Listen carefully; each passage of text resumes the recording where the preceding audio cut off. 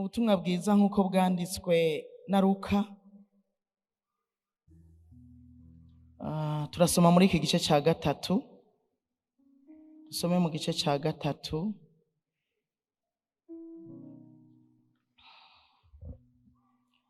duhereye ku murongo w'indwi. Turasoma umurongo w'indwi n'umurongo w'umunani a gusa. Luka gatatu umurongo w'indwi haravuga ngo, nuko abwira ishengero ryari rivuye iwabo rije kubatizwa nawe ati, mwabana b'inzoka mwe, ninde yababuriye ngo muhunge ishavu rizoza? Nuko mwama ivyamwa bikwiranye no kwihana. Amen. Muri uyu munsi mwiza Imana yatwongeye iragahezagirwa, tubanze turamukanye mu izina rya Yesu. Mwese muhawe umugisha n'uhoraho yaremye ijuru n'isi. Duza cyane mwese muhawe umugisha n'uhoraho yaremye ijuru n'isi.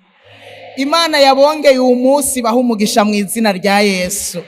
Imana yagombye kubaho igufise ko umugambi mwiza, ikongera umugisha mu izina rya Yesu, ikurabe ryiza, ikugirire neza, iguhezagirane n'abawe bose, igwize uruvyaro rwo mu nda yawe kandi ruhezagire mu izina rya Yesu, ikunezereze umunezero uzokwibagiza imibabaro yose wagize, iguha amahoro yo mu mutima, iguha ituze ryo mu mutima, ikugendeshereze mu nzira zayo zo kugororoka kubw'izina ryayo, iguha icyo umutima wawe wifuza.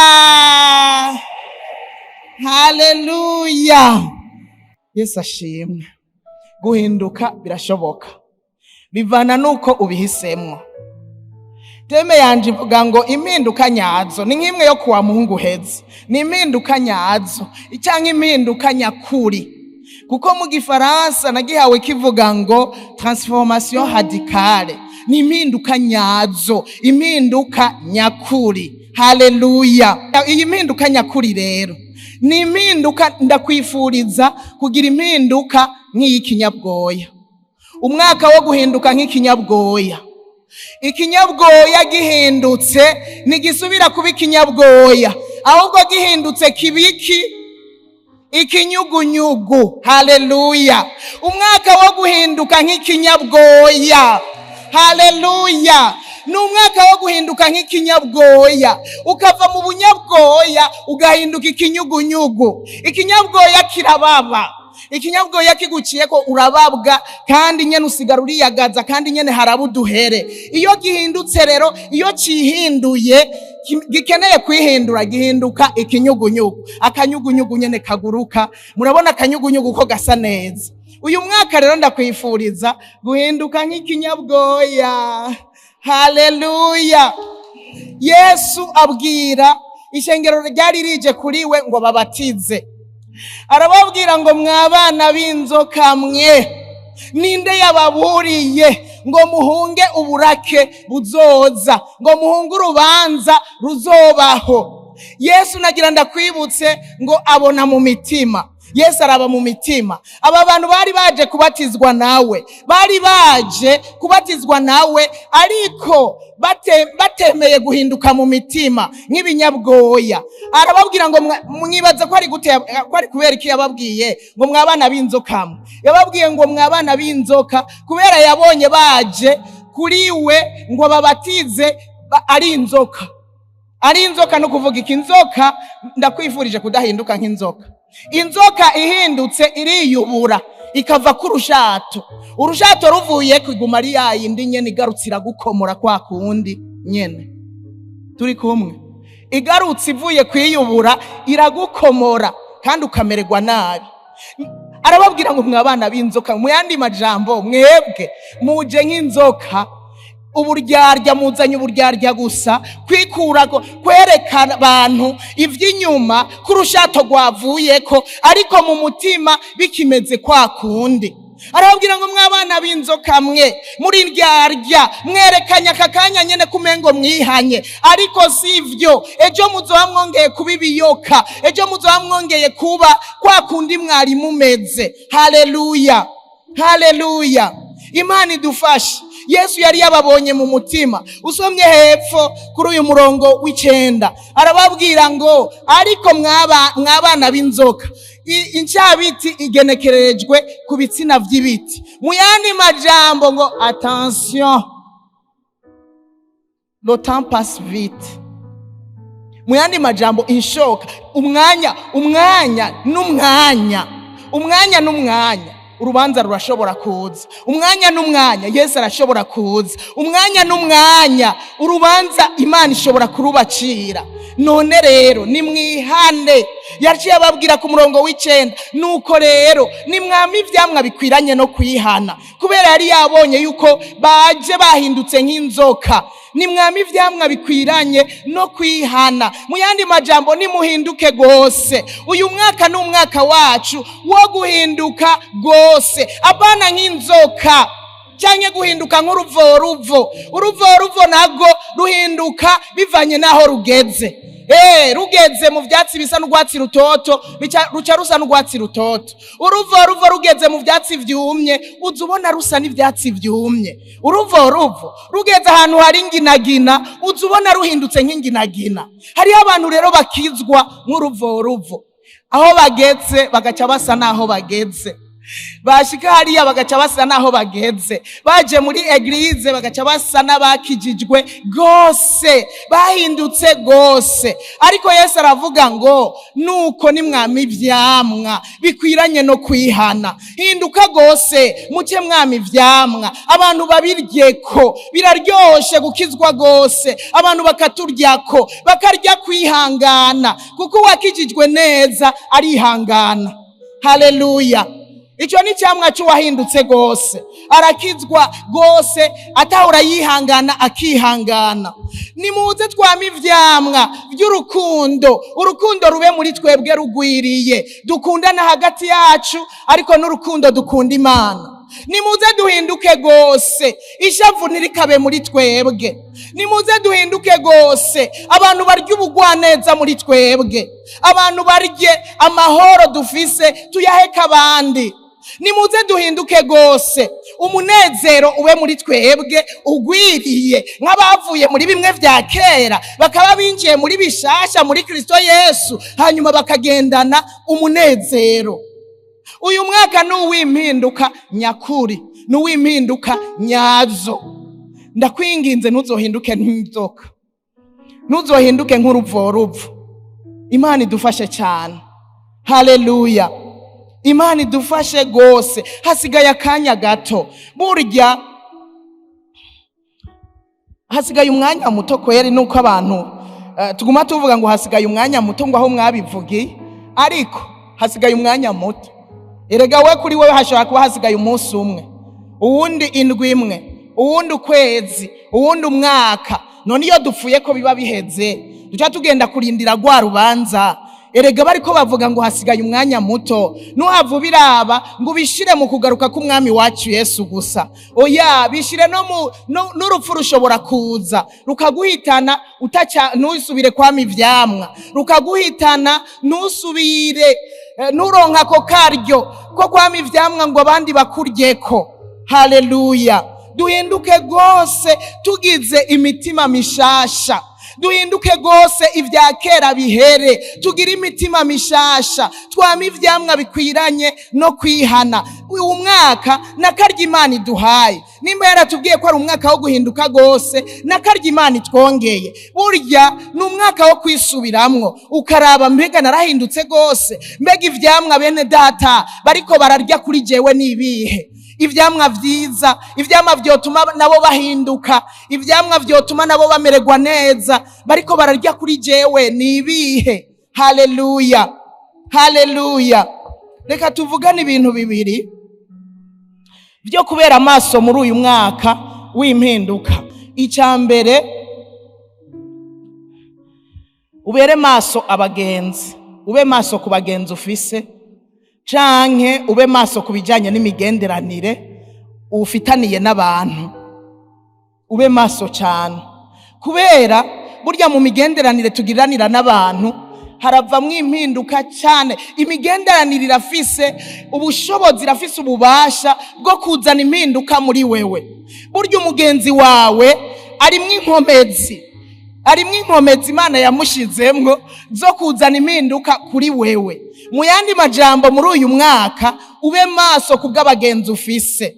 Ni bande mugiriranira imigenderanire? Umuntu bavuze ko mufitaniye imigenderanire ni umuntu mubonana kenshi, ni umuntu mwicarana kenshi, ni umuntu mugendana kenshi. Umugenzi, murabizi namwe umugenzi yuko muravugana, muricarana, muratelefonana, mubana kenshi. Uyu mwaka rero w'impinduka, nagira ndagusabe ngo ubere maso abagenzi ufise, ube maso kubw'abagenzi ufise, cyangwa ube maso kubw'imigenderanire ugiriranira n'abantu.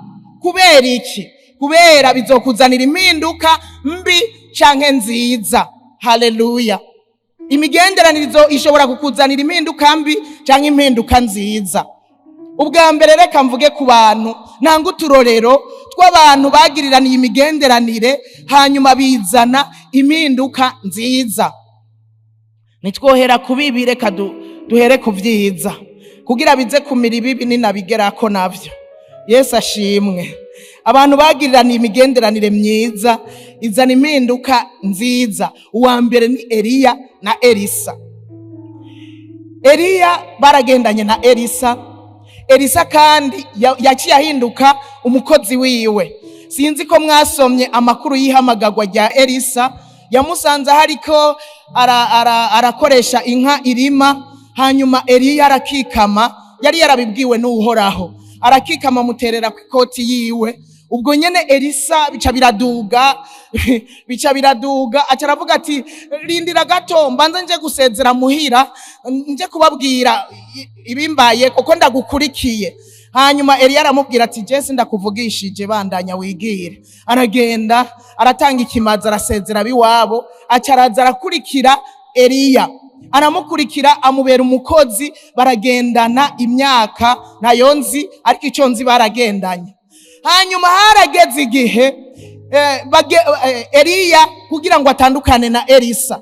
Elisa aramwankira kubera yari yamubereye uw'ikimazi cyane. Yarabona yuko gutandukana na Eliya bizomugora. Aramwoma ko ari amakuru y'ukuntu yamukurikiye, Imana igomba imujane, siyo shaka kuvuga. Ariko nshaka kuvuga yuko imigenderanire Eliya na Elisa bari bafitaniye yazanye impinduka zikomeye muri Elisa, ku buryo yazanye impinduka zituma Elisa aba mwingabire inshuro kabiri. Ivyo Imana yamukoresheje usomye no muri Bibiliya usanga ari bitangaza birengeye ivyo yakoresheje Eliya. Bisigura ngo imigenderanire ya Eliya na Elisa yabaye myiza cyane, izana impinduka nziza muri Elisa. Haleluya, haleluya. Ndakwifurije kuronka Eliya, ndakwifurije kuronka Eliya, nakwifurije kuronka Eliya kugira ngo uzomukure ku imigabane ibiri, apana umwe, imigabane ibiri. Haleluya.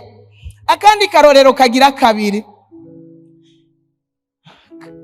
k'umuntu yazanye impinduka nziza ni Yesu.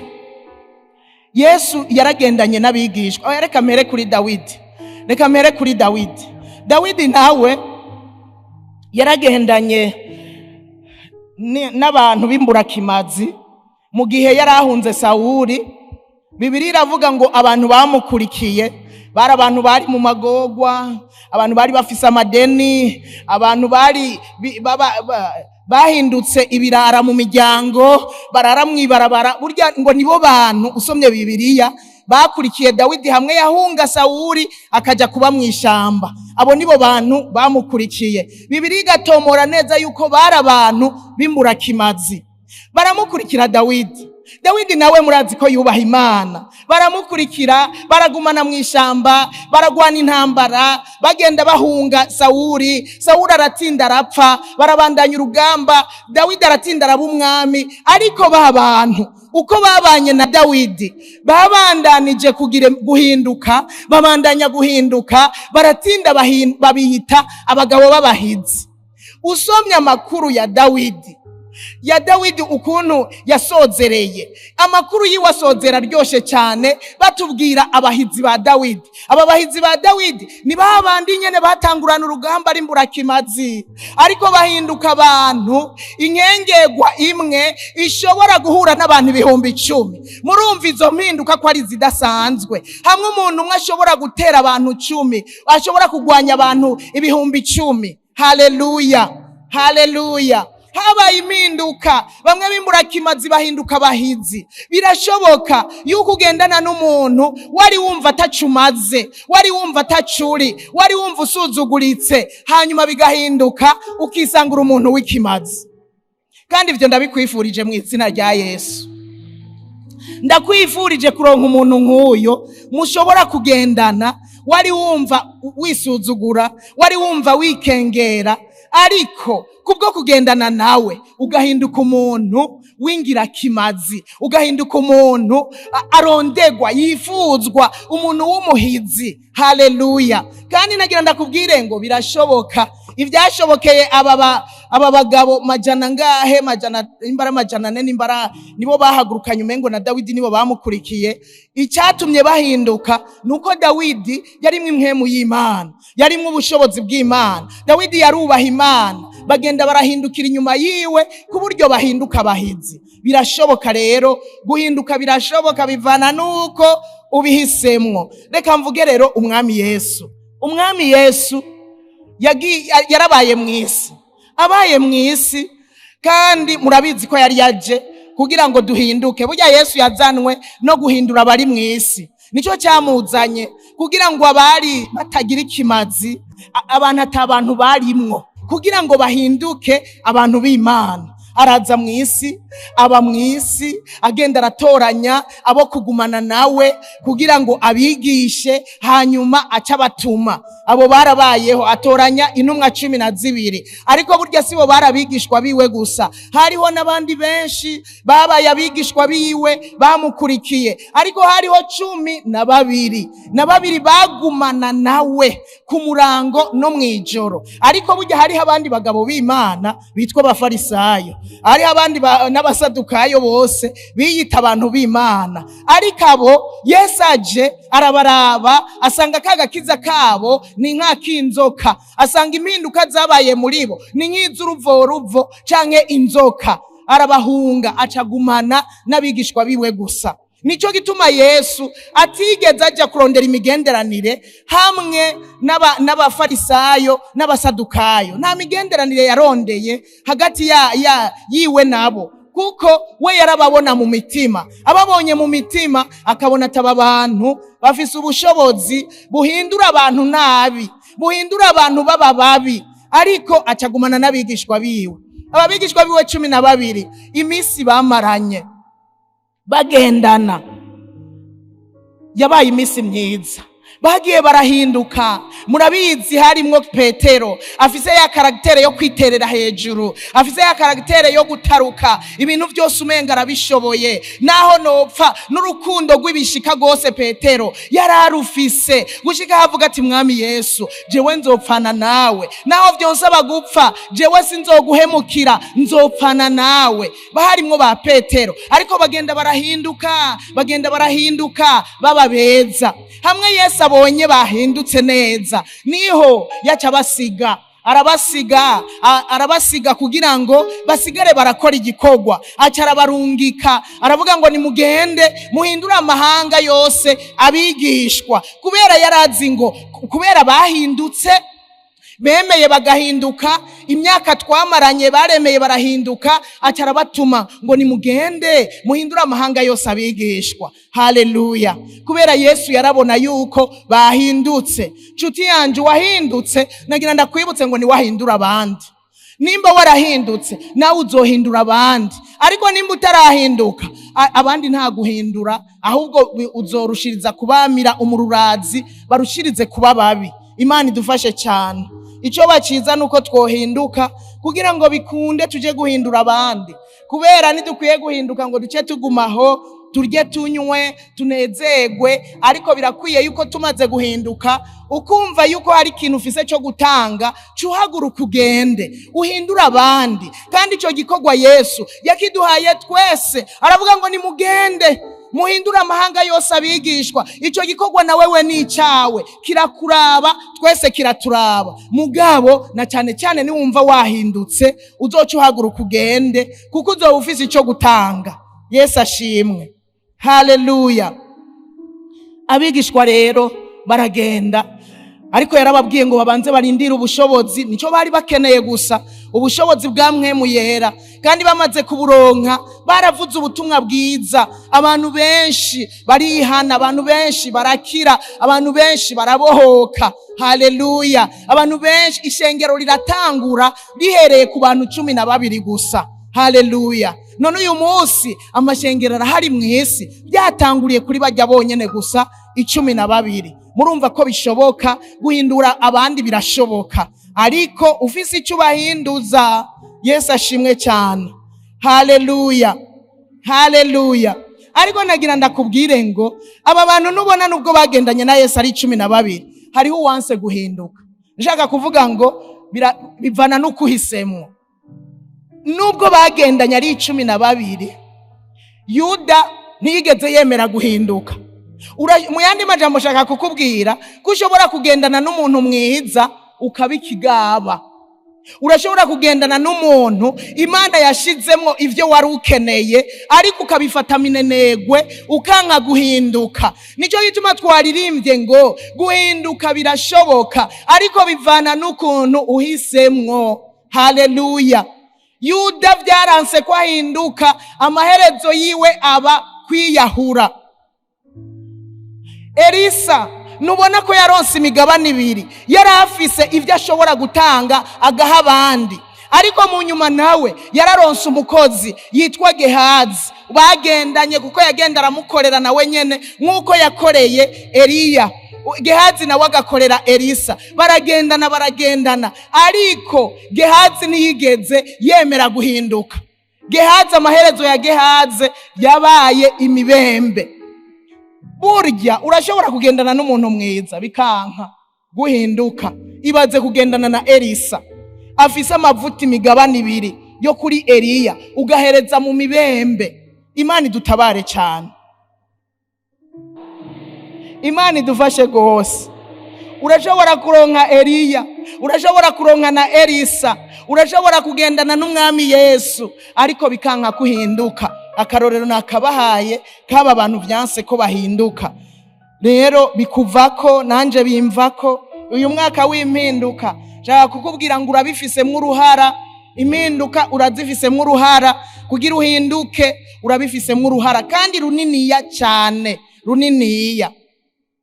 Nuko rero suzuma abo mugendana, suzuma abo mugendana, suzuma abo mugendana ni bande.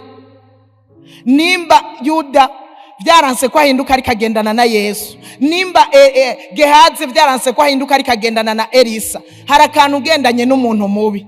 Abahanuzi bawe ni bande? Ni bande baguhanura uko bukeye uko bwije? Amunoni, impinduka mbi nazo nizo ngomba mvuge. Amunoni ategwa n'imwemu y'ubusambanyi. Imaze kumutera, iramutera aripfuza nko kuwa ari we wese yambaye umubiri byo mutera. Yari umusore, yari mu myaka, umubiri wiwe wo kwifuza uwo baryamana. Ivyo birabaho canke ntibibaho? Nimuvuge ngo yatwumvirize. Uwo bitarashikira avuge ngo Imana idufashe cyane. Amunoni rero vyaramushikiye, ategwa n'imwemu yo kwifuza gusambana. Amaze kwifuza gusambana ni kimwe. Amaze kuvyifuza, we vyaranamugoye, yifuje mushikiwe kumburengira niwe yabona hafi ntavyonzi, ariko yifuza mushikiwe. Ivyo sivyo dutebako, ariko acarahanuza. Mbere mmengo siwe yagiye no kumurondera, Yonadabu mwene se wabo. Yonadabu aramubona ukuntu amerewe, aramubaza ati mbe Amunoni habaye iki, byagenze gute? Ko mbona ushira wonda, ko mbona ufise ingorane, nibiki? Amunoni aramubwira ngo jewe ndifuza gusambana, umubiri wangoye. Wewe yarabitomoye, ni nkaho wovuga ati umubiri wangoye, ukayagira mwene so wanyu mugenzi wawe. Nibaza ko yari umugenzi wiwe. Yonadabu icyo yakoze, yamushikanyeyo. Birashoboka yuko umubiri ukugora, ugahura na mwene data ukamubwira uti jewe ndapfuye, byangoye, numva umubiri ungoye. Arakaguhanura akakubwira ngo gaba ubwo n'urudayimoni rw'ubusambanyi bamaso, akagukankamira akagukarira, akakubwira ati tu aho rero watewe niyo mwemo kubera kumbura utari okipe. Burya iyo utari okipe n'ibikorwa vy'Imana n'ibikorwa vyiza, burya iyo myuka mibi iroroha kukuzamwo, iroroha. Hariho n'igihe usanga ari imyuka y'akaronda iri muri wewe, burya uyineshesha gukora ibikorwa, kuba okipe ku murango no mwijoro, igikorwa c'Imana. Ariko Yonadabu acaramubwira ati Amunoni biroroshe ni wigwaze, hanyuma umaze kwigwaza uca ubwira papa wawe akurungikire Tamari, n'umwifuza hari ari muzima, ni wigwaze. Yonadabu amushikanayo. Abahanuzi babi, Imana idufashe cyane kandi kurinda umuhanuzi mubi. Abajene Imana ibarinda abahanuzi babi. Mbega mama ko mukunda guhanuza abandi bajene bagenzi banyu, ni wahanuzi washushe nka wewe, azokubwira ati sha ati reka turabuko tubigenza. Bamuhanuza n'abantu bakuze, ukamubwira ati none mwebwe mukiri bato byagenda gute, mwavyifatamwo gute? Azokubwira kumburewe ukuntu yabigenza, ukuntu vyagenze, nimba yaranesheje muri ico gihe. Ariko arashobora no kuba atanesheje, yaraneshejwe, akumva aracyabirogreta, arogreta ukuntu mu buto bwiwe yaneshejwe. Agaca kubwira ati sha nube nka jewe, ndagusavye wiyubare, ube maso, numere nka jewe vyarangoye muri ubu buryo, jewe narananiwe muri ubu buryo, ariko weho hunga, jewe naramaramaye, narakozwe, hunga. Akaguhanura neza kubera waguye ku muntu mwiza. Ariko Yonadabu acamushikanayo. Abahanuzi babi, Imana idufashe cyane. Haleluya, Imana idufashe cyane. Usomye muri Bibiliya mu Migani 13:20 haravuga ngo gendana n'abanyabwenge uzoba umunyabwenge. Ukaba ugomba kugira ubwenge, gendana n'abanyabwenge nawe uzogira ubwenge. Haleluya. Hitamwo uyu mwaka, uhitamwe uraba wo mugendana. N'umwaka udakwiye kugupfa kubusa. Suzuma mbega uwo tugendana n'umunyabwenge, raba amazu ugenderamwo. Mu gice cya 21 naho murongo wa 20 havuga ngo mu nzu y'umunyabwenge habamwo ubutunzi bw'igiciro kinini cyane n'amavuta. Ngo ariko ngo ibipfu byo birabiyongobeza, irumva nta bwenge nta mavuta bibaho mu nzu z'ibipfu. Ugendera hehe? Ugendera mu nzu kwande? Ugendera n'umunyabwenge, kuko ni wagendera inzu y'igipfu ndakubwire uzokurayo ubupfu. Ni wabandanya kuguma mu rugo rw'umuntu w'igipfu uzokurayo ubupfu. Aha muri iki gice cya 13 havuga ngo ariko ucudika n'igipfu we azokomereka.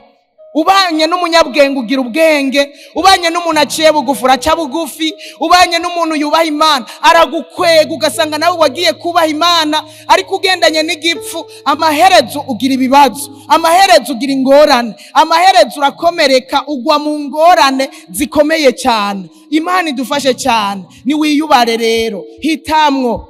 Umwanditsi wa Zaburi ya mbere nawe yaravuze ngo ntukagendane n'abanyavyaha, ntugahagarare mu nzira z'abanyavyaha, ntukicarane n'abacokoranye. Imana idufashe cyane. Haleluya, haleluya. Rero tube maso. Uyu ni umwaka wo gusuzuma mbega abo turiko turagendana nande, nicarana nande, namanyaga nande, ntebana nande, nkunda gutebana nande, wama ukebukana nande, ameze gute, arimwo impwemu imeze gute, ninde mugumana, ninde mugenzi wawe. Buryo ukubonye ashobora kumenya uwo mugendana, akubonye ukumeze, akubonye inyifato, agaca amenya uwo muntu ndabona umugenzi wiwe. Burya batubonye barabona yuko dufise abantu tugendana bazima canke batari bazima. Nuko rero uyu mwaka ni umwaka wo kurobanura, ni umwaka wo gufata ingingo kubw'abagenzi bawe, abantu ubona ataco bagufasha, ataco bakungura, utandukane nabo, hanyuma ubandanye urugendo. Wopfa umugenda wenyene aho kujana n'umuntu agushikanayo, wopfa umugenda wenyene aho kujana n'umuntu akwandukiza ubunebwe, akwandukiza ubusambanyi, akwandukiza ubwibone, akwandukiza gusakuza, akwandukiza kubesha. Wopfa umugenda wenyene ukabaho wenyene, Imana igapfuma ikwiyigishiriza. Suzuma uri kugendana nande, n'umuntu agutera gukura mu buryo bw'imwemu. Uwo muntu imyaka mumaranye wamwungutse kwiki? Erega turakwiye gusuzuma uyu mugenzi muri abagenzi mfise, iyi myaka tumaranye ni giki namwungutseko, ni giki yanyigishije. Hariho umuntu mugendana ukavuga nukuri yaranyigishije gusenga aragahezagirwa, niwe nigiye ko gusenga aragahezagirwa, naramwigiye ko gusenga. Wewe urya mugendana wamwigiye kwiki? Na wohaguruka ukatubwira yakwigishije iki, wamukuye kwiki? Wamukuye kwiki? Ni giki yakwigishije? Subiramwo urabe ko atagushikanyeyo. Subiramwo urabe. Urazi ko ushobora kugendana n'umuntu wari no mu nkomezi akakununuza amavuta yose wari ufise, akakununuza ukazosigara uri gikamvugwa kubera umugenzi mugendana. Akakununurisha amakuru apfuye, akakununurisha ibiyago bitagira umutwe n'amaguru, akakununuza mu kukubwira nawe ibintu byo kuja mu bikorane vya premidi ingo sha twigire ku musenyi. Ugasanga wari kuza kugira ico wungutse ku musenyi huyo, ku musenyi abandi bari muri haleluya hatwahezagiwe twujujwe, nawe ku musenyi akaguru wamanitse. Imana idufashe cyane. Subiramwo muri uyu mwaka bagenzi ufise ni bande, ukaba ugomba impinduka nziza. Toranya, hitamwo muri abo bagenzi bawe uwo mugendana. Ni wasanga bose ataco bakunguye, heba ucuza kurondera Eliya, heba uje kurondera Elisa, heba uze kurondera uwo mugendana kugirira ikimazi. Heba bahebe ubareke n'umwaka wo kubareba, wo gutandukana navyo mw'izina rya Yesu. Ukurikira ugu kwegera mu nzu y'Imana. Urazi umuntu w'umugenza gukwegera mu nzu y'Imana akavuga shanuze gusiba ingo tugende, naho turushe turaza kuruhukira mu nzu y'Imana, naho turushe turaza kuruhukira imbere ya papa. Ingo uwo muntu azoba ari mwizasha, nagomba kuruha ariko agomba kugira icyo uronse, nagomba kukunaniza ariko agomba ngo uze kumviriza ijambo ry'Imana. Murazi ko kwizera kuzanwa no kumva. Haleluya.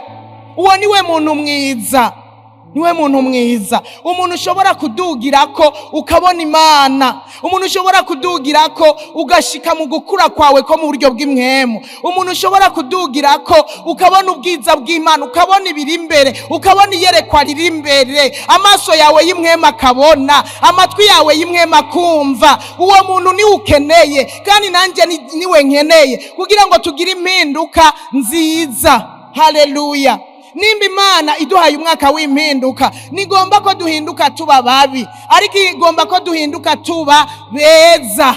Haleluya. Naravuze ngo guhinduka nukumera ugutandukanye nuko wahora umeze. Uguhinduka nyako nukuva mu bunyabwoya ukinjiramo ukaba ikinyugunyugu. Rero Imana igomba ko duhinduka tuba beze. Ikinyabwoya kirababa ariko ikinyugunyugu ntikijyana. Ikinyugunyugu ntikijyana, karaguruka kakigira kandi usanga gasa neza sha. Nta kinyabwoya cera ndabona, ariko ikinyabwoya kiravamo ikinyugunyugu cera. Muriko muravyumva? Birashoboka rero yuko duhinduka tukaba abantu basa neza, abantu beza, abantu baryoshe, abantu b'ikimazi, abantu Imana yokwikorako, abantu Imana yotuma, abantu bateza imbere ubwami bw'Imana. Birashoboka ko duhinduka tukaba abantu Imana inezerererwa. Haleluya! Birashoboka ko tugira imitima mishasha. Birashoboka n'akaryo Imana itwongeye muri uyu mwaka. Haleluya! Dusozere n'ijambo dusanga mu cete kigira kabiri Pawulo yandikiye abikorinto mu gice cya 5:17 haravuga ngo, nuko rero umuntu wese yari muri Kristo Yesu ababaye icaremwe gisha, ibya kera biba biheze, byose biba bicitse bishasha. Haleluya! Umuntu yari muri Kristo Yesu, ko twamaze kwinjira muri Kristo Yesu, reka tuve mu bunyabwoya bwa kera hanyuma twinjire mu bunyugunyugu. Yesu ashimwe. Uze kwibagira byose, mugana uze kwibagira ikinyugunyugu n'ikinyabwoya. Mu byo navuze uze kwibagira byose, mugana uze kwibagira kw'ikinyabwoya kivamwo ikinyugunyugu, cihindura kiba ikinyugunyugu. Iyo turi muri Kristo Yesu tuba tubaye ivyaremwe bishasha. Mu yandi majambo, ibya kera nitwari dukwiye kubigarukana. Ibya kera Bibiliya ivuga ngo biba biheze. Haleluya! Ngo biba biheze. Burya bipfa kugaruka mugabo iyo turi muri Kristo Yesu, ibya kera biba biheze, tukagenda tuba bashasha, tukaba bashasha, tugahinduka gose. Haleluya! Muri gicete cya mbere naho 6:17 naho havuga ngo, uwimatanya cyangwa uwimatanije n'umwami wacu ababaye imwemi imwe nawe. Uwimatanije n'umwami wacu ababaye imwemi imwe nawe. None ko twimatanije n'umwami Yesu, turi imwemi imwe nawe. None ko twimatanije na Kristo tukavyemanga ku mugaragaro, twabaye imwemi imwe nawe. Ntidukwiye gusubira kugira imwemu nk'iya Satani, kandi twarimatanije n'umwami Yesu. Kuko Satani n'umubeshi. Burya umuntu abesha wese yarakiriye Yesu nk'umwami n'umukiza aba ari ububeshi. Abesha ntaba yarimatanije n'umwami Yesu. Kuko wimatanije n'umwami Yesu, Yesu nukuri uco ugerageza ukabimvuga kuri. Rero wimatanije n'umwami Yesu ugira imwemi imwe nawe. Nimba Yesu ari imvuga kuri, nawe ubimvuga kuri. Haleluya! Yesu nimba yarihanganiye abantu, nawe urihanganira abantu.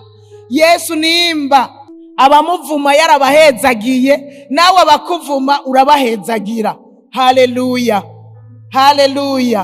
Duhinduke gose, kandi guhinduka birashoboka. Guhinduka birashoboka bivana nuko umuntu wese abihisemwo. Guhinduka birashoboka. Vuga ngo guhinduka birashoboka. Jewe guhinduka birashoboka. Iwanje guhinduka birashoboka. Bivana n'ukuntu wewe ubihitamwo. Ndagusavye ntuzuraza ngo ube nka Yesu. Yaravuga amajambo y'Imana iminsi yose, ariko Yuda ntiyamugize ku bubasha nk'ubwo yagize ku bandi. Wamuza mu rusengero, reka amajambo y'Imana akugire ku bushobozi, haba impinduka. Kuko bivana n'ukuntu wewe ufata ingingo. Burya nubona ko wicaye ngaho, nta muntu ahagaze ngaho imbere ashobora kugufata ku nguvu ngo ufate ingingo yo guhinduka udashaka, ngo ufate ingingo yo guheba ubusambanyi udashaka, ngo ufate ingingo yo guheba kurementanya udashaka. Ubigiramwo uruhara. Wewe nyene ubigiramwo uruhara, ukumva ko wofata ingingo yo guhinduka. Kubw'ivyo rero, uyu munsi niwe ufata ingingo, uyu mwaka niwe uzofata ingingo yo guhinduka. Nukuri birakwiriye ko duhinduka. Kuba muri Kristo Yesu atampinduka, nukuri birabiha. Abatubonye batwenga, batuka izina rya Kristo, bati ivyo bintu barimwo nibiki? Ko mbona bameze nka twebwe twese. ko mbona bavuga nka twebwe twese, ko mbona bafata agacupa nka twebwe twese, ko mbona basohoka amahoteli bajya gusambana nka twebwe twese, ko mbona barya ibiturire nka twebwe twese, ko mbona babesha nka twebwe twese, izina rya Yesu rigatukwa. Ndabasavye nabe wewe ntabe jewe dutukisha izina rya Kristo, kandi osilonta tutemeye guhinduka gose izina rya Kristo rizobandanya gutukwa, ariko kandi ribandanye gutukwa ku bwawe uzoriha ikiguzi kibi cyane, uzoriha ikiguzi kibi gose, kandi wari waramenye ukuri, kandi wari waratahuye ukuri, wari warabwiwe, wararonsa karyo ugihumeka ko kubwirwa ngo uyu mwaka ndawubongeye nimuhinduke. Mudahindutse nzofata amabisturi mbaga imitima yanyu nka kumwe batubwira dimanche, ndayibage basi nshiremwe imitima bishasha, ariko nturindire kwa kubaga. Erega hajya hari karabivuga, nariyumviriye yuko impinduka Imana irinzi zikora, turindiriye ko Imana izikora amaraso araseseka, amaraso araseseka. Urumva yobaga amaraso adasesetse, turindiriye ko atubaga, nukuvuga ngo turindiriye ko ari watubaga, biraduca mu bibazo bikomeye, duca mu ngorane zikomeye kugira ngo habe impinduka. Kandi birashoboka yuko Imana iguteza utuntu kare kutuntu tukakubako igomba impinduka muri wewe, ariko nturindire ivyo yuko Imana izana ibibazo, izana ingorane, birahitamwo bicita uyu munsi uhinduke. Birashoboka, bivana nuko uhisemwo. Haleluya. Ariko bararirimba ko karirimbo, nagira mbaze yuko ata muntu ari hano atarakira Yesu nk'umwami n'umukiza. Guhinduka ukava mu byo wahoramwo birashoboka uyu munsi, biterwa n'ukuntu wewe ugiye gufata ingingo ukavuga ngo ndemeye kwakira uwo mwami amfashe guhinduka.